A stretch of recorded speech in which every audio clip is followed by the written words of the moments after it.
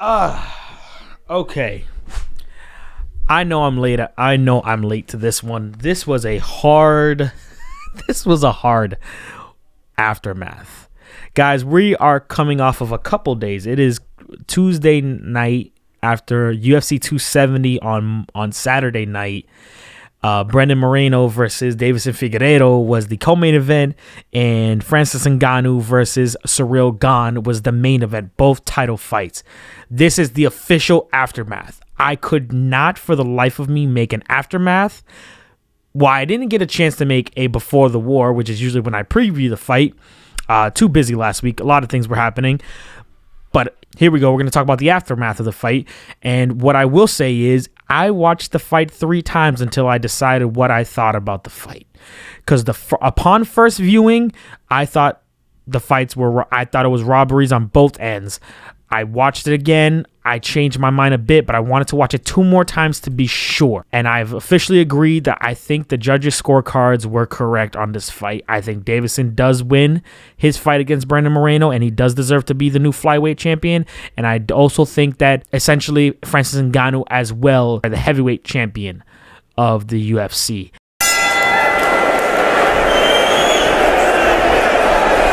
All right, let's talk about it. Let's start with Brendan Moreno versus Deiveson Figueiredo, the babyface assassin, the assassin baby, versus Deus de Guerra, the god of war. I really thought Moreno got robbed when I first saw this fight. I thought Moreno had control of the fight. I thought Moreno landed the more significant strikes. I know he did get dropped essentially twice. The first one he did get dropped definitely in the 3rd round, and I think that's when Deiveson Figueiredo definitely took that opportunity to capitalize and take that round for his own, because I thought he was actually losing the 3rd round most of the fight. But then he also gets slightly dropped in the 5th round and is kind of dominated a bit until they had the all-out brawl. Originally, I thought it was going to end in a draw. I did think it was going to end in a draw because of the way the last round ended. But upon rewatching, I do think that Deiveson Figueiredo just barely squeaked out that 5th round. Barely squeaked it out. I gave the first round definitely to Moreno. 2nd and 3rd round went to Deiveson Figueiredo. Moreno came back and won the 4th round. So I had it 38-38 going into the 5th round. And then I think Deiveson Figueiredo, Figgy, barely squeezed by that win. And I wouldn't have been surprised if the judges had decided that this fight was a draw or it had been Deiveson win by split decision. But I do think that in terms of, there was just a lot of certain rounds individually. There was just a lot of missed punches on Deiveson Figueiredo looking for that knockout. Instead of setting up the punches, he was just looking for that heavy punch to land. And they did land a few times, twice, 2 notable times specifically. But I just felt like he focused so much on that heavy punch for so long. He was whiffing so many punches, whereas I almost said Joseph Benavidez, not Joseph Benavidez. Brandon Moreno was landing more consecutive strikes, more sharp tools compared to Deiveson Figueiredo. But I will say Deiveson was utilizing more tools.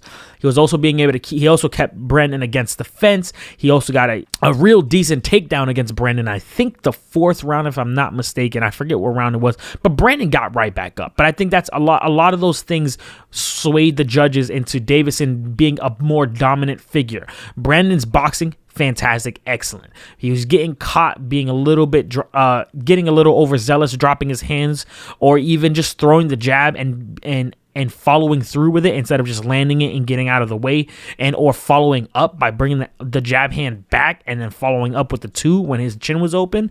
But I think there was a lot of opportunity for Brandon to show the judges that he was the more dominant fighter, but he just didn't. He utilizes a couple leg kicks. Deiveson was so heavy focused on the leg kicks. It was ridiculous how many leg kicks he had thrown. He had dropped Moreno a couple times with those leg kicks.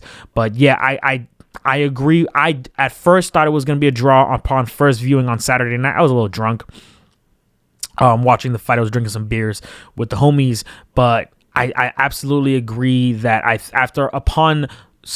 this is my 3rd time watching. I watched it an hour ago. I gave the fight to Deiveson Figueiredo. I thought it would have been I think it's closer. I think 49-48 scorecard's about right. I forget which judge gave that, but I agree that Deiveson should get that fight. Now, what happens next for these guys? I mean, I was watching the podcast with John McCarthy and Josh Thompson, the Weighing In podcast. Shout out to those guys because I love their show. They're a huge inspiration. But they don't know. They would love to see the fourth fight. I also would love to see the fourth fight, but I think Brandon Moreno should take a moment to step away to see how he can improve his game and change his approach against Deiveson, the same way Deiveson did against him after Deiveson lost to him, because this is their third fight. Their first fight ended on a automatic draw because of point deduction. Then Brandon Moreno came back and rear naked choked Deiveson, winning the belt for the first time for himself. And then here we go, Deiveson winning by unanimous decision. So technically right now it's 1-1. It's 1-1-1 actually. So I think they should do another one. Why not try to get another one out of the way? But if not, Askar Askarov versus Kai Kara France is happening soon. I think the winner of that would be a great opportunity for either fighter, to be honest, to plunge them back into conversation. I just feel like the 125 division doesn't have too much going on. So if they keep focusing on Moreno and Deiveson, that they take away from the other fighters in the division. So I would like to see somebody else step in there. There still seems to be some type of bad blood. I'm actually honestly surprised no one's talking shit about Henry Cejudo helping out Deiveson Figueiredo, because technically Henry Cejudo is Mexican, and he was against technically the Mexican crown and Mexican favorite fighter in Brandon Moreno this time around. So I was just surprised there was nothing going on about that. Not saying there had to have been, but people saying, oh, you're not with your own type of bullshit. I personally don't care about that, but essentially I was surprised that wasn't a topic of conversation, especially from Henry Cejudo being amongst a Mexican crowd rooting for Brandon Moreno to win in Anaheim, California. So, absolutely. But yeah, I think that this decision was correct. The correct decision. I'm surprised. I'm not surprised by that after a couple viewings. That one took me a little while. Those fights were exceptionally close. This one particularly. Usually the closer fights take me a little bit more to kind of digest and kind of run through them a little bit more. But I don't think Brandon got robbed. I think it was a fair decision, and I think it was a good decision, and I think the right fighter won. But if they had given it to Brandon, I wouldn't have been mad. But I think the correct fighter won. All right, let's talk about the heavyweights, where there was I wouldn't say controversy. There is a form of controversy on both ends. Francis Ngannou has beef with both his opponent's gym in Cyril Gane, who is Francis' former gym and their former training partners. And then there's beef between Francis Ngannou and the UFC. Ever since he won, Dana White didn't even put the belt on him that night. I heard, I don't usually watch press conferences depending on how exhausted I am, but I hear all the press conferences, Dana avoided all press conferences. So clearly Dana was in the field of which he wanted Ngannou to lose. He did not want Ngannou to win this fight. It's clearly obvious because Dana put the belt on the champion for the co-main event in Deiveson Figueiredo, and he was nowhere to be found after the announcers made the decision to put the belt on Ngannou in their main event, and I guess he had left the arena. There's also been, I guess, Francis Ngannou was on a interview with Ariel Helwani, who is a very notable MMA reporter, particularly in the UFC, but mostly MMA as a whole. And he apparently had been gotten an email from the UFC in terms of lawsuit threats because he had spoken with I guess a manager of Jake Paul's. I'm not sure what the logistics was to that. But then as well as he had received a text message, which was pretty disgusting text message. If I can find it, I'll put it up here, but I don't know if I'll find it and see if I can put it up here. And it's just crazy that the UFC are going to this length, and this might be a bad position for the UFC. Just saying. But just as a heads up, there's a lot of drama between the heavyweight champion right now and the UFC going in. In terms of payout, which was crazy when I saw it, he only made $600,000 on that payout. And I think Cyril Gane, his opponent, made $500,000. These are heavyweights. Heavyweights only making that amount. That's crazy. I think Tyson Fury alone against Deontay Wilder, Deontay took home $30 million, and I think Tyson took home like $40 around there. I'm not sure the specifics. I might put that information up, but I'm not personally sure. But it was just wild to me to see that the baddest man in the MMA world on the planet at heavyweight only made $600,000 for his first UFC belt defense, and now they're going through this whole situation of fighter pay again. I'll have to make a separate video on that on another time. But let's talk about the fight. Because the fight was interesting. Slower paced for Ngannou, very fast paced for Ciryl Gane, but Ciryl Gane was very cautious about where he was, how he was going, attacking at Ngannou. I had Ciryl Gane was really picking him apart the first 2 rounds. I had actually given the first 2 rounds to Ciryl Gane. And what was surprising is that I thought Ciryl was going to run away with this fight, because Ngannou never usually lasts past the second round, because nobody ever lasts against Ngannou past the second round. All 16 of his wins in MMA are by knockout. No one has ever gone past the second round. His 2 losses are full-fledged 5-round and 3-round fights, and one of them is one of the most boring fights of all time with his fight against Derek Lewis. But again, when he went all rounds and he couldn't get his opponent out of there, the one against Stipe in 5 rounds where he got wrestled out, and the one against Derek Lewis, he lost by decision. Then he came back on Stipe, knocked him out in the second round, and presumed to continue to do his reign.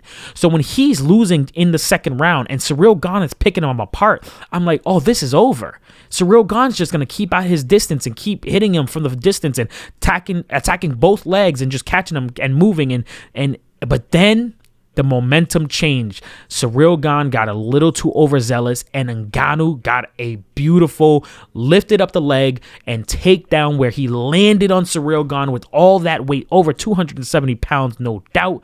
And the fight changed from there. Ciryl looked slower. He looked less maneuverable, and Ngannou had gotten at least, I think, 3 or 4 more takedowns over the course of the 3 rounds, as well as he started pressing on the engine in terms of striking, hitting him more, pressing him against the fence, holding him down, putting his weight down on him. And Ngannou went from losing 2 straight rounds to dominating 3 straight rounds.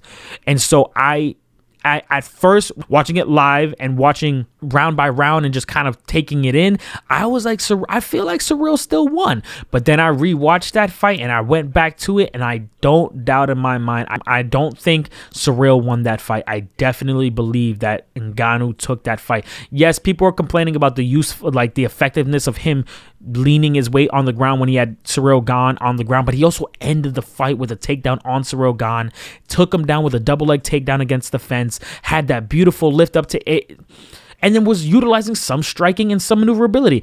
Ciryl Gane almost had him with the heel hook, or it's not a heel hook, but the ankle lock. And I thought it was over in that moment. I really did. But Ngannou was very composed together, got out of it, got on top, basically got top position multiple times as much as Ciryl tried to get out of it, and he never let him strike again. He didn't even strike the whole 5th round. So as much as I hear people saying that the takedowns were effective, but using the ground effectively was not there for Ngannou still kind of dominated for 3 straight rounds, doing those takedowns and keeping him on the ground and preventing him from doing any effective striking. So I actually have Ngannou winning that fight. Now, as to what was going on post that, I mean, Ciryl believes that is not opposed to the decision. He said he's learning from this mistake, or not mistake, but from this loss, and he's gonna take it with a grain of salt and stuff like that. But Ngannou's in an interesting position now. He's technically a free agent and the heavyweight champion of the UFC. Now, what that means, I have no idea, because I honestly thought if you are the champion and you win your fight, your contract gets extended, but I guess not. I thought there was special stipulations for champions in which their contracts automatically got extended another fight, but I don't know logistics now. This was my previous thought until learning all this new information now. So I'm not entirely sure what's left or what's to do from here. But honestly, I'm in favor of Ngannou going to boxing and fighting Francis and fighting Tyson Fury. I really am. If he wants to make the mill, if he seriously only made $600,000 for this fight of a title defense as a heavyweight, go to boxing, make some money. You're a free fucking agent, Tyson Fury, and you will make so much money on pay-per-view in boxing, and you'll take majority of it. You will take majority of it because you're no longer contracted to the UFC. So I'm actually in favor of him doing that. Win or lose, it's not the point. It's to get the money. This is prize fighting. You're here to entertain and make your bag. That's it. That's what you're here for. So I don't feel bad for the UFC. I understand. I like Dana White's work ethic. I really do. I appreciate it. This man gets a lot done in a year and puts on some of the best events, and the UFC is probably the best promotion to watch any combat sport right now on at all in general, regardless of pricing or pay-per-view or any of that stuff. If you want to see exciting fights, you're very likely going to get them more than likely than any other promotion in the UFC. And as much as they have their downside, like fighter pay, because Bellator, weirdly enough, can pay their fighters sometimes more than UFC, and yet they're less popular. I respect the man in terms of his work ethic and what he's been able to accomplish. But other than that, I think it's kind of fucked up that Ngannou's only taking that little bit of... Oh, there's also the idea of... I don't know, but John Jones keeps talking about it. John Jones against Ngannou. If Ngannou decides... he's never going to make as much money as going to boxing. He's not. As much as I would love to see him fight John Jones, he's not. But if he does, he will make the most money facing off against John Jones, without a doubt, 100%. He will make $1 million. He will make over $1 million if they had a pay-per-view event for John Jones. He will, absolutely. But yeah, that's the Aftermath, guys. Thank you for listening to this episode of the Aftermath on the Finish 'Em Combat Sports channel on YouTube. Make sure you like, share, subscribe, follow our social media. I'll have that stuff posted up here. And yeah, look forward to our next. We will be doing, again, I've been working on this particular script for kickboxing because I've been trying to get a kickboxing video out for a while now, and look forward to that. And then obviously we'll be doing Before the Wars for the Izzy versus Whitaker 2 fight, Israel Adesanya versus Robert Whitaker 2. So we'll be working on all that stuff. But again, like, share, subscribe. Make sure you hit that bell button for notifications. Share with your friends, and we will see you guys on the next one. Adios.